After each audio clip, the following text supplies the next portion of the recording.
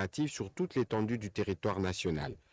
Aussi a-t-il demandé au Premier ministre de s'assurer de la prise de l'arrêté interministériel du ministre d'État, ministre du Développement rural, ainsi que du ministre des Finances pour l'exécution du décret précité en vue d'une opérationnalisation en septembre prochain. Le quatrième point de la communication du président de la République a porté sur le projet de mise en œuvre d'un mécanisme de protection des victimes de violences sexuelles et autres crimes graves. Le président de la République a d'abord tenu à saluer l'avancement de travaux de la commission multisectorielle ad hoc chargée de préparer la mise en place d'un Fonds national des réparations de victimes FONAREV, car ils ont permis d'avoir un avant-projet de loi sur la protection des victimes de violences sexuelles liées aux conflits armés et des autres crimes graves contre la paix et la sécurité de l'humanité et du projet de décret fixant les statuts du dit fonds à mettre en place. Il a soutenu que les consultations nationales préalables auprès de populations sont nécessaires en vue de déterminer le type de justice transitionnelle à mettre en place dans notre pays.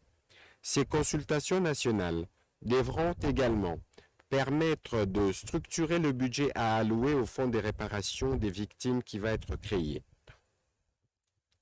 Le président de la République a chargé pour ce faire le ministre d'État, ministre du Budget ainsi que le ministre des Finances de mettre à disposition, dans les meilleurs délais, les financements nécessaires à la finalisation des travaux de la dite commission multisectorielle ad hoc qui lui permettront également de mener les consultations nationales préalables dans les provinces restantes conformément au plan initialement adopté. Intervenant à la suite de la communication du président de la République, le Premier ministre chef du gouvernement a d'abord tenu à féliciter le président de la République pour sa prise de fonction et pour la bonne tenue en tant que président en exercice de la communauté des États de l'Afrique australe SADC. Il a rassuré le président de la République de l'engagement du gouvernement à travailler à ses côtés pour la réussite de son mandat à la tête de cette organisation sous-régionale. Ensuite, le Premier ministre est revenu sur la situation sécuritaire dans la province du Bas-Ndombe, particulièrement dans le territoire de Kwamouth, consécutive aux affrontements entre les communautés ethniques Teke et Yaka. Face à la dégradation de la situation, il a annoncé la voie sur place d'une mission gouvernementale pour faire l'état des lieux de la situation sécuritaire et humanitaire en vue de prendre des mesures supplémentaires qui s'imposent. En attendant, le gouvernement réitère sa solidarité aux populations touchées par ces violences. Suivant les instructions reçues du président de la République, à la suite de la réunion de sécurité qu'il a présidée et qui a décidé de la réévaluation du plan de retrait de la MONUSCO, conformément à la résolution 2556, le Premier ministre chef du gouvernement a informé le Conseil qu'il a échangé à ses propos avec la représentante spéciale du secrétaire général des Nations Unies, Mme Bintou Keïta, pour faire le point sur la question et programmer dans le prochain jour une séance de travail sur la dite évaluation. Le Premier ministre a terminé son intervention en revenant sur les revendications du bon syndical dans les secteurs de l'éducation et de la santé telles qu'abordées par le président de la République au cours de la 64e réunion du Conseil des ministres. Il a rassuré que les membres du gouvernement concernés, notamment le ministre de l'Enseignement supérieur et universitaire, de l'enseignement primaire, secondaire et technique et de la santé publique, hygiène et prévention, ont accordé les bénéfices de l'urgence à cette problématique et mènent des discussions dont les conclusions seront présentées en Conseil des ministres. Dans la perspective d'une rentrée scolaire apaisée et calme, le Premier ministre a salué la tenue fructueuse du 8 au 12 août 2022 à Montrouge des travaux de la commission paritaire gouvernement syndicale MST sur l'évaluation de l'addendum du protocole d'accord de Bibois, travaux sanctionnés par la signature d'un communiqué final. Au deuxième chapitre du Conseil des ministres de ce jour, relatif aux points d'information, État et administration du territoire. Le vice-premier ministre, ministre de l'Intérieur, Sécurité, Décentralisation et Affaires coutumières, a brossé l'état du territoire national qui reste généralement calme sur toute l'étendue du pays. La police nationale poursuit ses opérations de lutte contre toute forme de criminalité, essentiellement dans les milieux urbains. Il est revenu aussi sur la situation sécuritaire dans les provinces sous état de siège. L'état d'esprit de la population a été marqué cette semaine par la clôture des travaux du 42e sommet des chefs d'État et de gouvernement de la SADC, mais aussi par les efforts de la police pour lutter contre la recrudescence du banditisme urbain dans la ville-province de Kinshasa. Le vice-premier ministre, ministre de l'Intérieur, a aussi attiré l'attention du Conseil sur les conflits intercommunautaires opposant les Lendu et les Ema en territoire de Djougou. Ces derniers ont créé une situation d'insécurité justifiée par des affrontements au chantier minier semi-industriel de Waya, situé au village de Lingbanja, secteur de Ouane-Nujati, causant la mort de 16 personnes le 16 août dernier. Les efforts déployés par le gouvernement pour mettre fin au conflit intercommunautaire entre les Yaka et Teke pour notamment répondre aux cris de détresse de la communauté Banounou dont les notables souhaitent une réconciliation aux fins d'accueillir les frères réfugiés en République du Congo.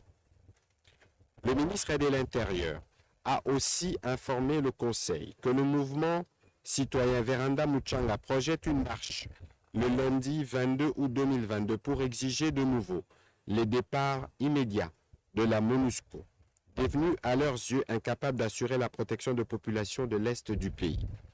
Le vice-premier ministre, ministre de l'Intérieur, a rassuré que les forces de sécurité ont été instruites et toutes les dispositions sont prises pour parer à toute éventualité en cas de débordement. Toujours sur ces chapitres, la vice-ministre de la Défense nationale a présenté une synthèse de la situation opérationnelle militaire du pays qui demeure globalement sous contrôle des forces armées de la République démocratique du Congo, hormis les zones sous occupation du M23 soutenues par l'armée rwandaise. Elle a indiqué que les opérations menées par les forces armées se poursuivent pour mettre fin à l'activisme notamment de ZADF dans la province de l'Ituri, mais aussi des autres forces négatives en province du Nord Kivu. Cette coalition M23 RDF a tiré le 16 août dernier sur les positions de forces armées de la République démocratique du Congo, à hauteur du pont Rwanguba, Rangira et Muimbira, à l'aide de 2 armes 12,7 mm installées sur la colline Suema surplombant la localité de Rangira. Dans le cadre de la recherche des solutions pour l'éradication de ces groupes armés, notamment dans le sud Kivu, la vice-ministre de la Défense nationale et ancien combattant a informé le Conseil qu'un mémorandum d'entente MOU a été signé en bilatéral avec la République du Burundi et son exécution a débuté le 15 août dernier au travers les déploiements d'un contingent de défense du Burundi. La détermination du gouvernement reste ferme pour mobiliser davantage de moyens au profit de nos forces de sécurité dans l'objectif bien compris de ramener la paix dans la partie est de notre pays. Évolution de la situation de la pandémie à Covid-19. Le ministre de la Santé publique, Hygiène et Prévention a présenté la situation générale de l'épidémie à Covid-19 en République démocratique du Congo. Celle-ci reste stable et contrôlée dans l'ensemble du pays avec un taux de létalité nageant autour de 1,5%. Il a indiqué que le taux de positivité de tests Covid-19 par rapport à la semaine précédente a baissé de 1,46 à 0,73%. Une légère baisse du nombre de nouveaux cas importés a été aussi constatée. Aucun décès n'a été notifié au cours de cette dernière semaine. En dépit de ces tendances à la baisse, le gouvernement insiste pour que notre population continue à faire preuve de vigilance. Sur un autre chapitre, Le ministre de la Santé publique, Hygiène et Prévention a informé le Conseil de la situation qui prévaut au Nord Kivu concernant le décès le 15 août dernier d'un cas suspecté de la maladie à virus Ebola. Il a rassuré que des actions urgentes ont été entreprises, notamment l'investigation approfondie par l'équipe cadre des zones de santé de Béni dans les listages de contacts, la décontamination à l'hôpital général et dans la communauté. Les stocks de vaccins contre cette épidémie est disponible dans cette province. Un plan de riposte est en instance d'exécution. En attendant les résultats de séquençage devant permettre de déclarer officiellement une épidémie dans cette zone de santé et de la classifier, le gouvernement recommande la prudence à la population. Par ailleurs, le ministre de la Santé publique, Hygiène et Prévention a fait part au Conseil des revendications sociales des agents de son secteur. Il a réitéré la volonté du gouvernement qui ne cesse de déployer des efforts pour y apporter des solutions idoines. C'est ainsi qu'un atelier gouvernement syndicat est projeté dans les prochains jours pour la réactivation des avantages sociaux, transport et logement de toutes les catégories professionnelles de la santé afin de rencontrer les attentes de médecins et autres catégories du personnel de santé.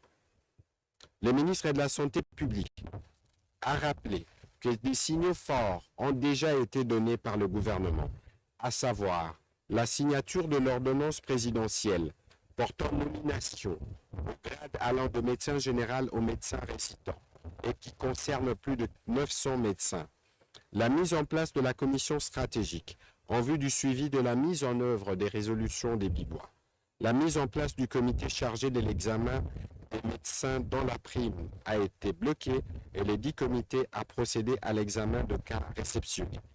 Le Conseil a pris acte de cette note d'information.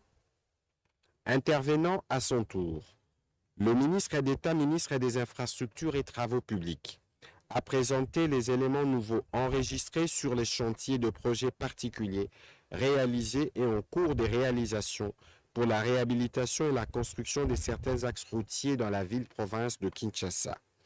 En ce qui concerne le projet Kinshasa Zéro Trou, le taux de décaissement de fonds pour le premier lot a atteint le 100%.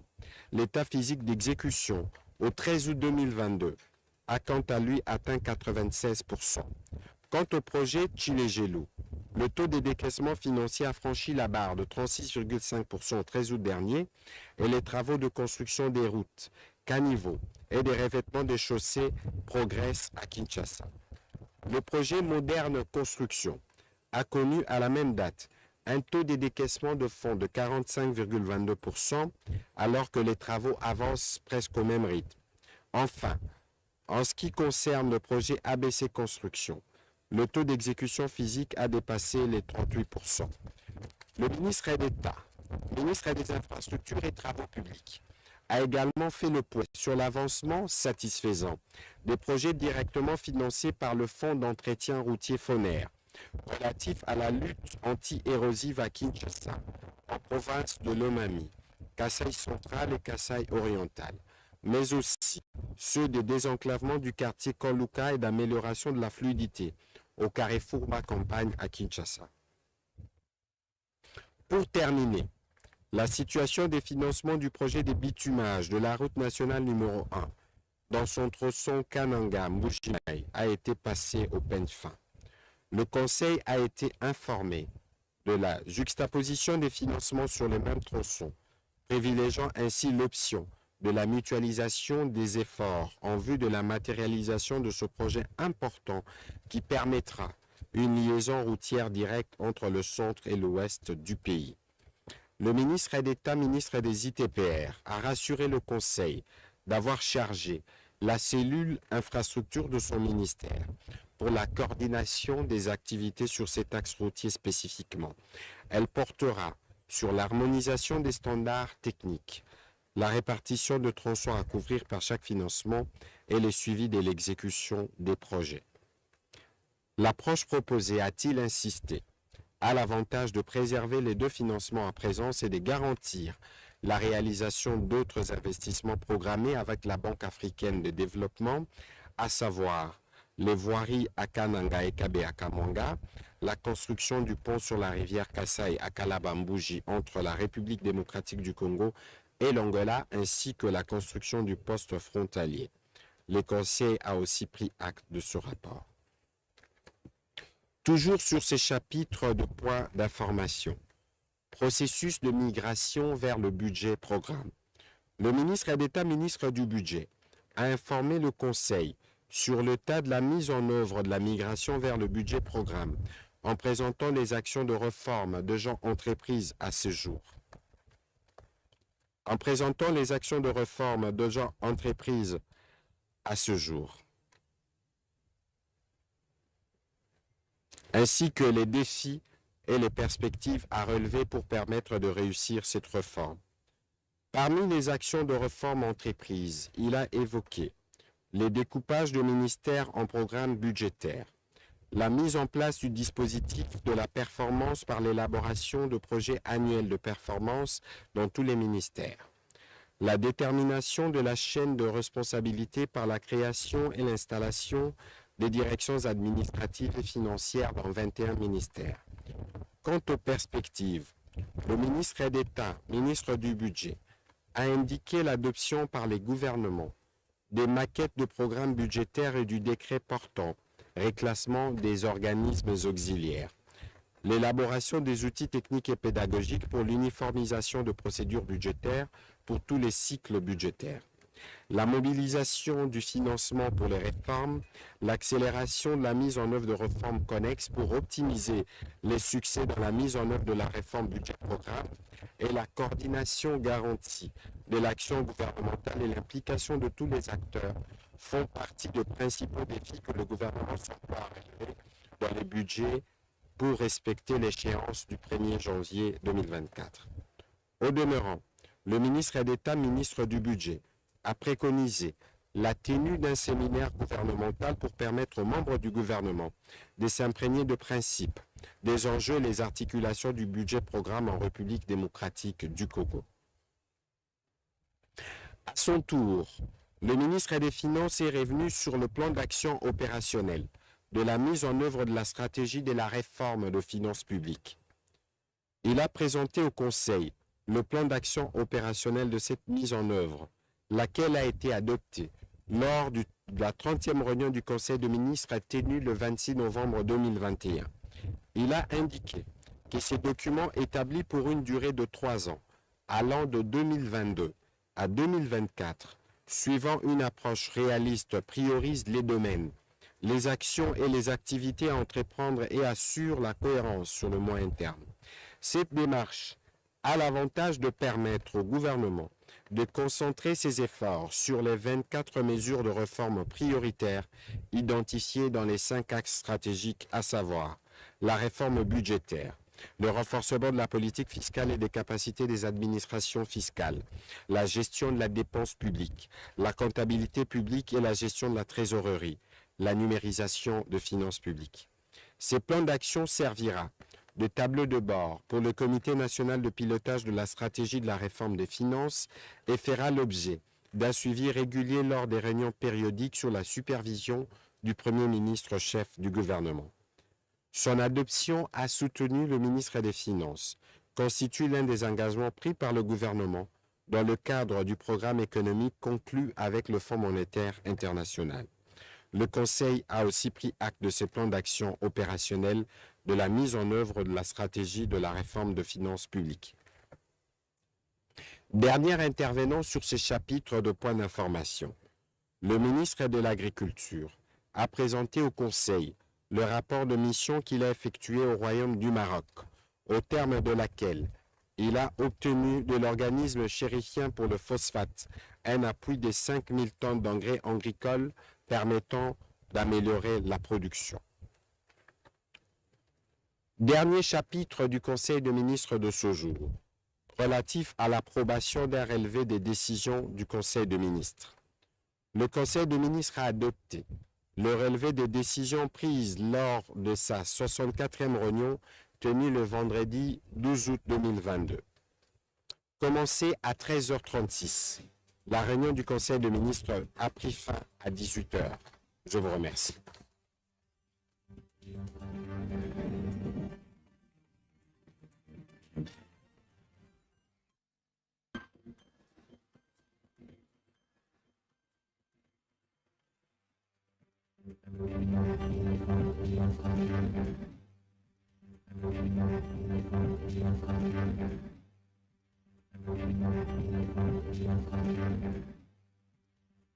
you.